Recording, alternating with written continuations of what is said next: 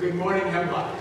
Good morning. So good to be with you folks this day. Thank you for the warm greeting this morning, for the gifts, the chewy toy. I'm sure Jasper will like that.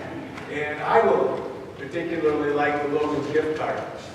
That filet mignon they have there, that 9 ounce filet, that's my favorite. So chances are there's one with my name on it right now. Thanks to you. Thank you, Bell Choir, this morning for that music. Thank you for the opportunity to worship with you. It's always good to be with you. And I do want to say this. Jan and I need to apologize. By the way, Jan, would you stand up? This is my wife, Jan. She is my helpmate, my partner.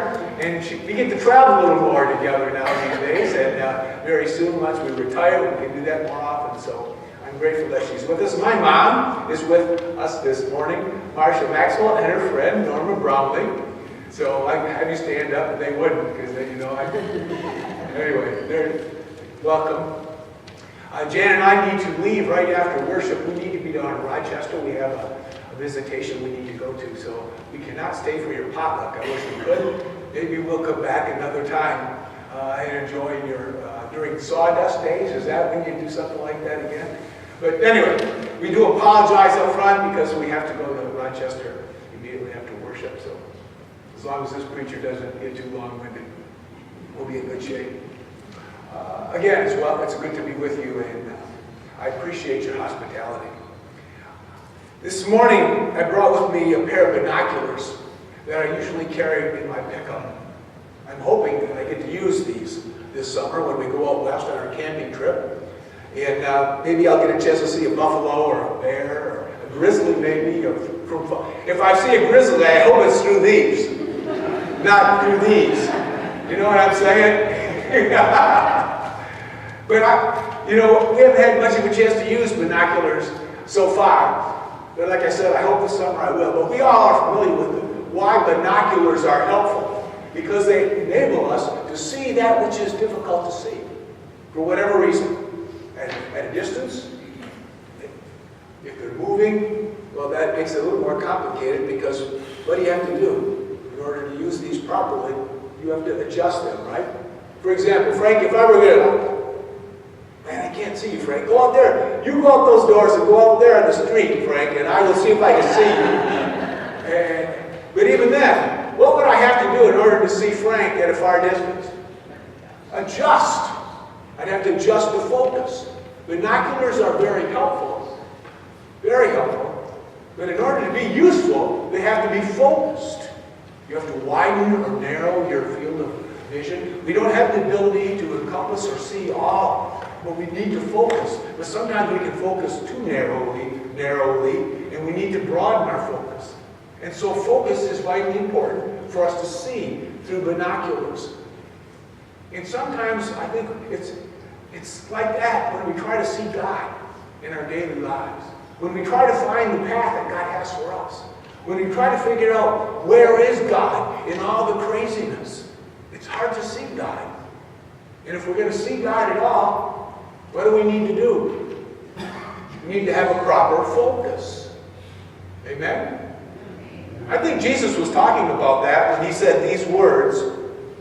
The eye is the lamp of the body, said Jesus. Therefore, if your eye is healthy, your whole body will be full of light. But if your eye is bad, your whole body will be full of darkness. The eye.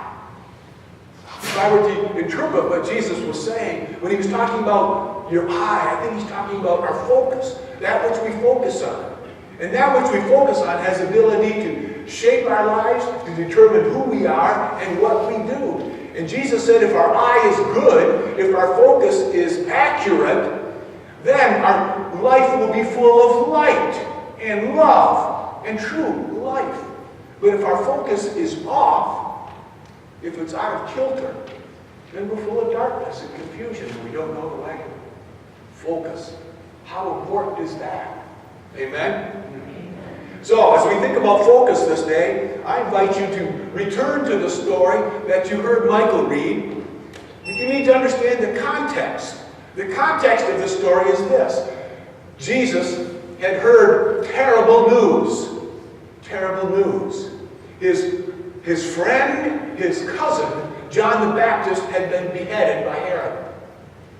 At the whim of a young girl, because of a conspiracy, John the Baptist's head was presented to Herod on a platter, and Jesus heard about this. It was a terrible moment. And he wanted to grieve, as you might imagine. And so the scriptures tell us that he sought to get away from it all. He wanted to be alone. He needed to process his grief, his sense of loss. It didn't make any sense to him. It was a terrible injustice. John the Baptist was beheaded because of a whim of a dancing girl. He sought a place away from the crowd, but as it often happens, the crowd sought him out. People wanted Jesus. And wherever he went, that's where people went. Isn't that amazing? Wherever Jesus was, people flocked to him. This was no unusual moment. They flocked to him. And Jesus didn't send them away. I might have done that. You might have done that. You're in deep grief. You want to be left alone, and suddenly these crowds keep pressing in on you. Well, Jesus doesn't send them away, but instead he preaches and teaches and heals. And at the end of the day,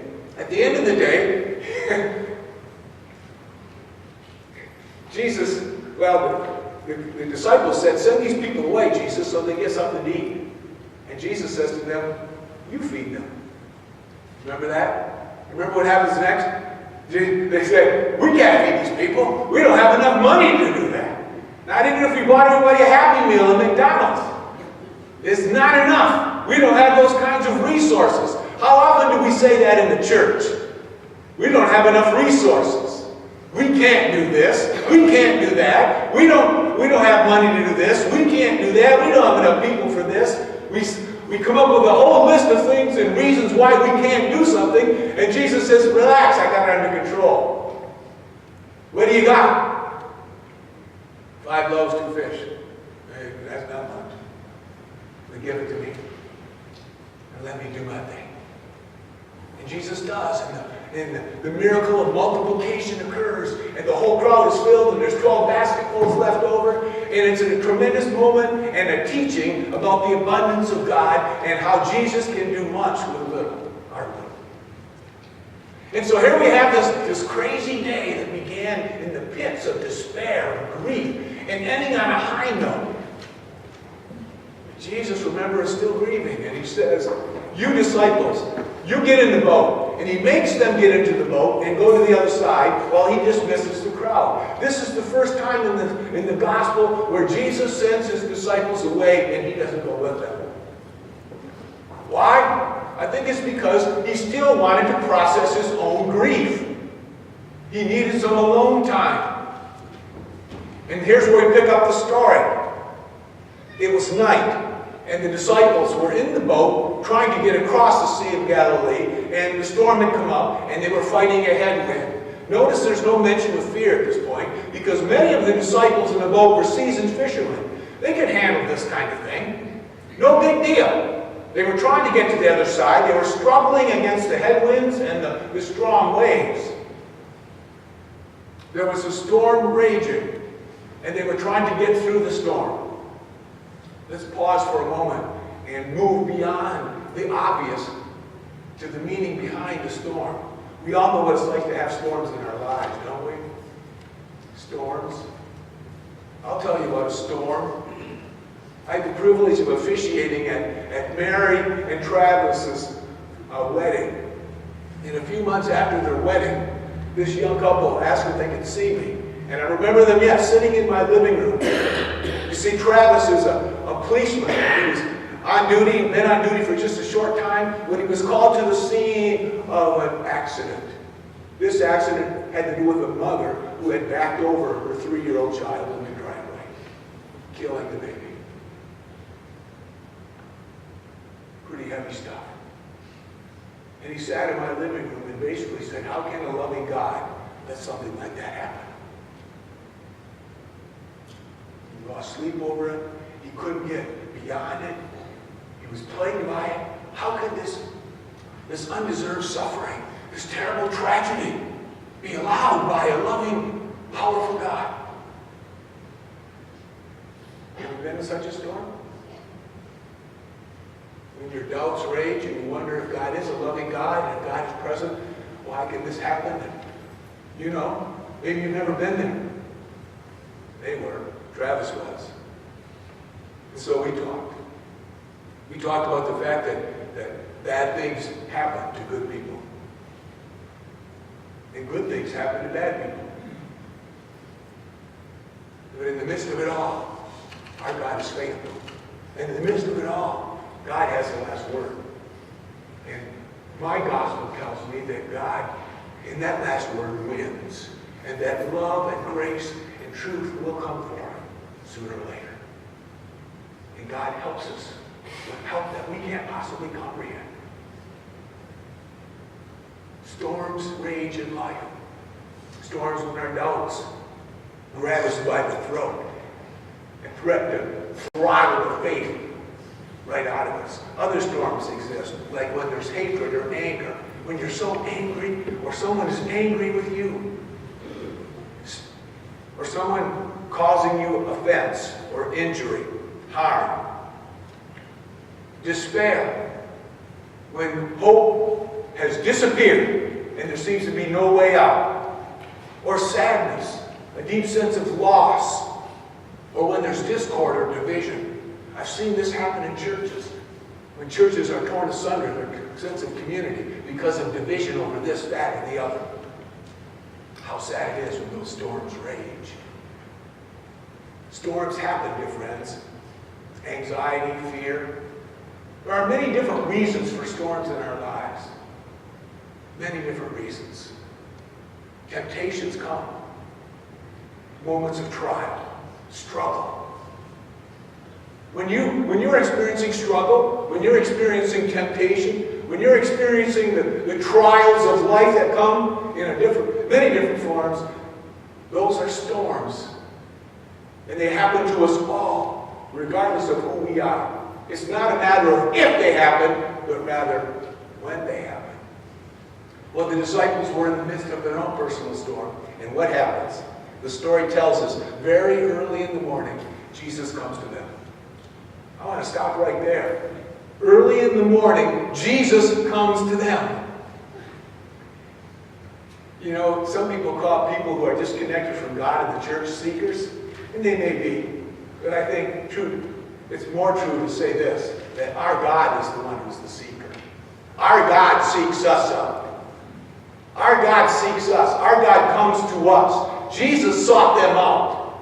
In the midst of the storm, Jesus sought them. Jesus went to them. He didn't wait for them to come to him. He didn't wait for them to ask. Notice that. He went to them.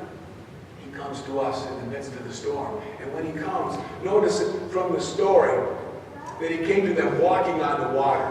Notice there's no mention of calming the storm. The waves are still roaring. The wind is still blowing. The storm has not been calmed. The circumstances had not been taken care of. The solution hasn't been found. The answer hasn't been given. The doubts still rage. In the midst of it all, Jesus comes walking to them on the storm. In the midst of the storm. That to me is significant. And when he comes to us on the storm, what does the disciples do? They scream like kindergartners in a haunted house. Now for the first time there's fear. Because they don't know for sure who Jesus is or this apparition is. And what does Jesus say to them? Man, you guys are screwed. Can you say that in church? I don't know. I guess I just did. Is this going on tape? You might want to delete that part of the tape, Michael. But he doesn't say, you're out of luck. No. He says, take heart. Be encouraged. It is I. Don't be afraid. He offers them reassurance. He offers them his presence. In the English, in our translations, don't do it justice. In the text, what we find is Jesus is making a strong statement of identification. In the text, he's saying, I am who I am. I will be who who I will be. It's this link to that moment in the book of Exodus, chapter 3. Remember when God was speaking to Moses out of the burning bush? And Moses asked God in the bush, "Who are you?" And God responds, "I am who I am." Jesus uses that same address here to these disciples, making a link between himself and God Almighty in that burning bush. And so in biblical thought, God was always thought to be able to control the wind and waves. God ruled them. And if Jesus is God, then this must be God walking to us. And what does Peter say? Makes that audacious request. If this is really you, see, Peter's not really sure. Can you blame him? Can you blame him? Like these kids this morning, except walking on ice. That was good. He was paying attention. I don't blame him. He said, if you are who you say you are, if you say you're God, if you really are God, then command me to walk on the water. And what does Jesus say? Well, how many times have you been in church this past month? How much money have you given? What have you done for me lately? No. He just simply says, come. Come to me. And Peter, what does he do? He comes. He gets out of the boat. And he walks on water. It's a crazy story. But it's a powerful message. And notice, the storms are still raging. The winds are still blowing. Jesus hasn't calmed the waters. Now Peter can walk on the water. And so can we, in the midst of the storm that's raging. Well, what happens? Peter begins to look at the waves and takes his eyes off Jesus. When he takes his eyes off Jesus, he starts to sink. But he hasn't lost his faith. Some theologians, some scholars think that he lost his faith and was losing his faith. I don't think he was losing his faith. He knew who to reach out to. He knew who to cry out to. He cried out to Jesus, and what does Jesus say to him? Now you're screwed. No, he rescues him. Jesus is the one who rescues, and Peter knew that. That's why he cried out to Jesus. You see, I don't think Peter was losing his faith so much as he was losing his focus. Losing his focus. Here we go. We come full circle. Losing his focus. When he was able to focus on Jesus, he could walk on the storm. When he lost his focus, he started to sink.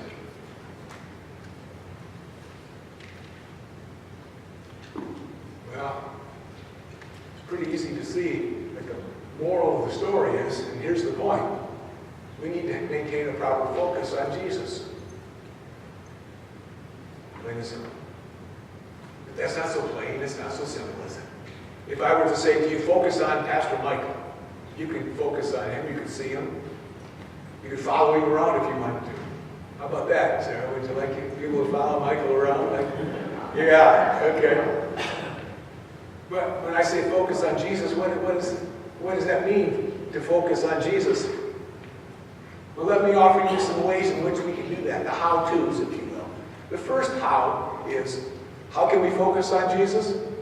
We can focus on him by declaring our sense of purpose and priority at the beginning of the day. Declaring our sense of purpose or our preference at the very beginning of the day. You can simply say, Lord, here am I. Use me.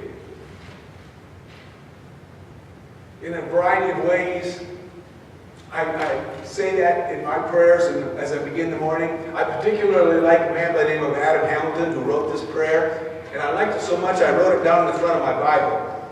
Adam Hamilton writes, Lord, once again I offer my life to you. Use me today to do your work and your will. Help me to honor you and to live for you and to be used by you. Amen. By stating our desire to be used by God, by presenting ourselves to the living God and saying, here I am at your disposal. Here I am, a missionary for you. And indeed, that's exactly what each and every one of us who follow Jesus is, a missionary. We are missionaries. Some think that missionaries have to do with people who go to a cross-cultural setting. to proclaim the gospel or to do a project and then come back home. Well, dear friends, we live in a cross-cultural world. Our world is not the kingdom of God. All we have to do is look at the newspapers, watch TV, walk our streets. We know full well that we do not live in the kingdom of God. And we who profess to be followers of the King and are striving to live as kingdom people need to recognize that we live in a cross-cultural opportunity. So every day we live our lives, we have an opportunity to be missionaries. And we can declare that up front by saying simply, here I am, Lord, use me this day as you see fit. And that opens the possibilities. When we say that every morning, and I try to remember to do it every morning, and it's just not an empty phrase that we speak, but rather it's a position of surrender and dependence to say, Lord, I don't know what it will mean. I don't know where you're going to take me. I don't know what opportunities are going to come my way. I don't know what I'm going to be struggling with, but through it all, in it all, I'm entrusting myself to you. Here I am. Use me. And when we make that statement, I like what Francois Fenelon, I'm not good with French, Francois Fenelon wrote these words, the more you seek for God, the nearer He will be to you. Every step that you take toward Him will bring you peace and consolation. The more you strive to be near God, the more you will become aware of God's presence, God's ever-nearness. And by stating up front at the beginning of the day, here I am, Lord, use me, then we have an opportunity. Then we are positioned properly and have our priorities straight. And then, number 2, how to keep our focus on Jesus. At the end of the day, I invite you to think about this question. How have I experienced God today? Jan and I have tried to do this off and on. We haven't been very good at it. We're going to be more faithful, though, right? We're determined to do this. At the end of the day, reflect on your day and see where you might have experienced God. By doing such an exercise, what you're doing is you're fine-tuning your ability to become aware of the presence of God in everyday situations. For example, this morning as I was driving to Nelson on Hemlock Road, I saw a bush burning. Well, it was really a forsythia bush. In brilliant bloom, yellow. It reminded me, that brilliant forsythia bush reminded me of that moment in the book of Exodus when God was present. It was a simple thing, but it reminded me that God is here. The scriptures tell us that the whole earth is full of God's glory. And all we have to do is wake up and keep our eyes wide open. And God will come to us in a variety of ways, whether it's through a forsythia bush or some other means. God will be present. And so as we reflect at the end of our day how we've experienced God in the day, then we're sharpening our ability to locate God throughout the day. And that's helpful. Because when we strive to be present and useful for God, and then God does show up, doesn't that bring us a sense of reassurance and encouragement? Our God is real, and the reality that we have in God is incomparable.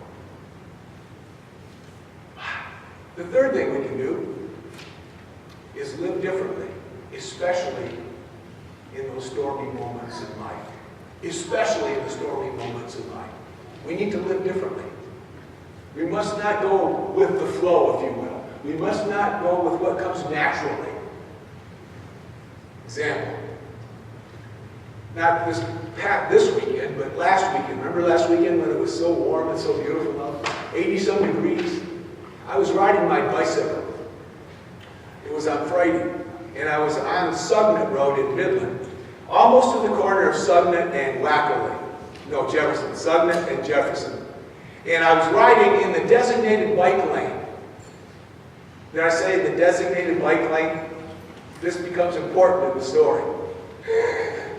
I was riding in the designated bike lane when enjoying this beautiful, beautiful spring day. When this car pulls up behind me and kind of follows me a little bit and then pulls up alongside of me. The guy rolls his window down, 20-something guy. He starts giving me grief. Why don't you get on the sidewalk? And he says some other not so nice things.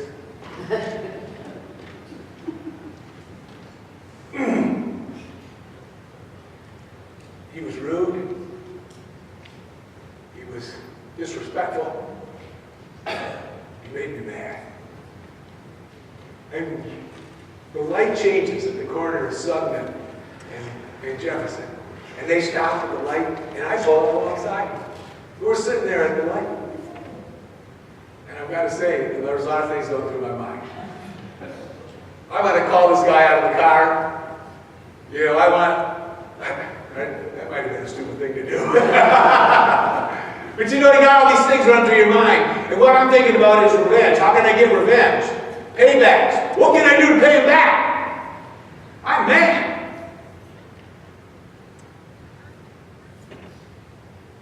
Well, the light changed and saved me probably from myself. But I couldn't let go of it. And I was mad. I was in a designated lane. Couldn't you see? I mean, I could think of all these rules, and I was mad. And then the scriptures grabbed me by the scruff of the neck. I hate when that happens, don't you?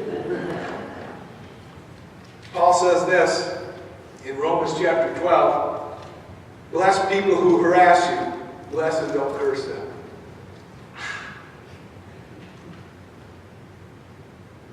And then later in that same chapter, Paul writes, don't be defeated by evil, but defeat evil with more evil? Good. Don't be overcome by evil. Overcome evil with what? Good. You don't do what comes naturally. You do what Jesus did. You speak the truth sometimes, but you always do it with love. You speak the truth in love, Jesus said. You treat people with respect and dignity, even if they're wrong. Dear friends, in this culture we live in today, the world in which we live, especially in this political climate, what do you think? You think that text from Romans is being followed? People are disrespectful and insulting and rude, and we trade insults and paybacks and revenge and tit for tat. And Jesus says, if you're going to follow me, I want you to live differently. I want you to do what I ask you to do. And that's challenging, is it not? Isn't it? Or maybe I'm the only one. No, I don't think I'm the only one. It is challenging to live like Jesus wants us to live, to be kingdom people. But Paul tells us again, and I'm thankful for this, what can we do? This is my wife Jan's favorite verse, I think. It's from Philippians. Again, Paul, this time he kind of puts a little salve on the situation. And he says, from now on, brothers and sisters, this is Philippians 4, chapter 8 and 9. From now on, brothers and sisters, if anything is excellent, if anything is admirable, focus, there's that word focus. Focus your thoughts on these things. All that is true, all that is holy, all that is just, all that is pure, all that is lovely, all that is worthy of praise. Practice these things.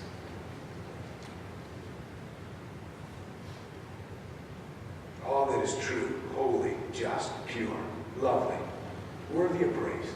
You practice these things. I need more practice. How about you? But you know, there's always the rest of today, and there's tomorrow. Focus.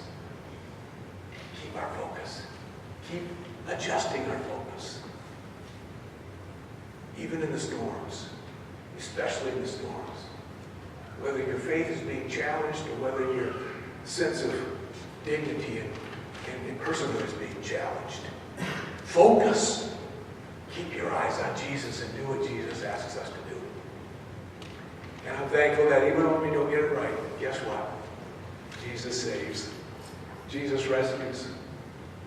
And so we can go forth this day with a resolve to do what we've been asked to do, knowing that even in the storms of life, our God is trustworthy, our God is ever present, and our God saves us to the uttermost.